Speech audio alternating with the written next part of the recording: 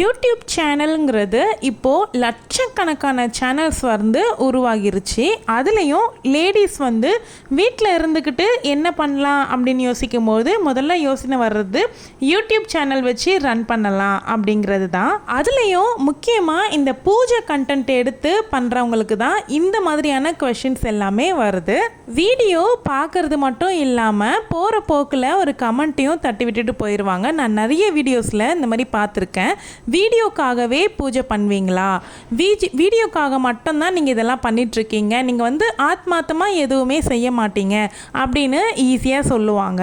இன்னும் சில பேர் சொல்லுவாங்க, நீங்கள் வீடியோ கான்ஷியஸ்லேயே பூஜை பண்ணிகிட்ருக்கும்பொழுது நீங்கள் எப்படி நிறைவான ஒரு பூஜையை செய்ய முடியும், நீங்கள் எப்படி வந்து இறைவனை மனதார கும்பிட முடியும் அப்படின்னு நிறைய பேர் கேட்குறது உண்டு. இதெல்லாமே நான் சொல்கிறது வெளியிலேருந்து நம்ம வீடியோவை பார்க்குறவங்களுக்காக மட்டும் இந்த மாதிரி கேட்பாங்க.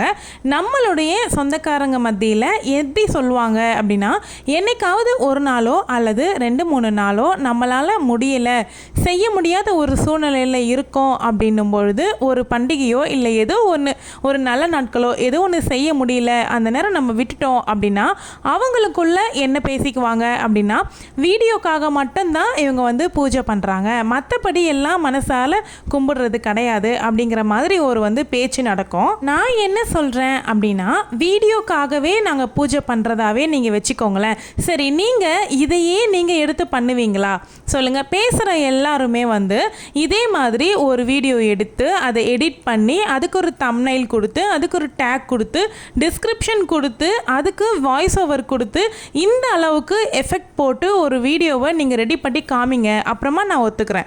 இதனால் எந்த வீட்லேயுமே பூஜை பண்ணலை அப்படிங்கிறது அர்த்தம் கிடையாது. நாங்கள் பண்ணுற பூஜையை வீடியோவாக எடுத்து ஒருத்தவங்களுக்கு கொடுக்கும்பொழுது லேசியாக ஒரு உமன் இருக்காங்க அப்படின்னும் பொழுது அவங்களுக்கு அந்த வீடியோஸ் பார்க்கும்பொழுது ஒரு மோட்டிவேஷன் கிடைக்கும். நம்மளும் இதே மாதிரி செய்யணும், நம்மளும் இதே மாதிரி பூஜை பண்ணணும் அப்படின்னு மோட்டிவேட் ஆகி அவங்களே வந்து அவங்க வீட்டை வந்து பாசிட்டிவாக கொண்டு போகிறதுக்கு நிறைய பேருடைய வீடியோஸ் வந்து கண்டிப்பாக யூஸ்ஃபுல்லாக இருந்திருக்கும். அந்த மாதிரி நீங்கள் யாராவது வேறு ஒரு வீடியோஸை பார்த்து டிவைன்குள்ளே வந்தவங்க யாராவது இருக்கீங்களா, ஸ்பிரிச்சுவல் லைஃப்க்கு மூவ் ஆனவங்க இருக்கீங்களான்னு கண்டிப்பாக இந்த செகண்ட் வந்து கமெண்ட்டில் சொல்லுங்கள். யூடியூப் சேனலுங்கிறது ஆப்வியஸாக நம்ம வந்து ஏர்னிங்ஸ்க்காக தான் நம்ம ஸ்டார்ட்டே பண்ணுறோம். நம்ம ஸ்டார்டிங்கில் போடுற எஃபர்ட் எல்லாமே இன்வெஸ்ட்மெண்ட்டாக தான் போய் அங்கே வந்து ஸ்டோர் ஆகிட்டுருக்கு.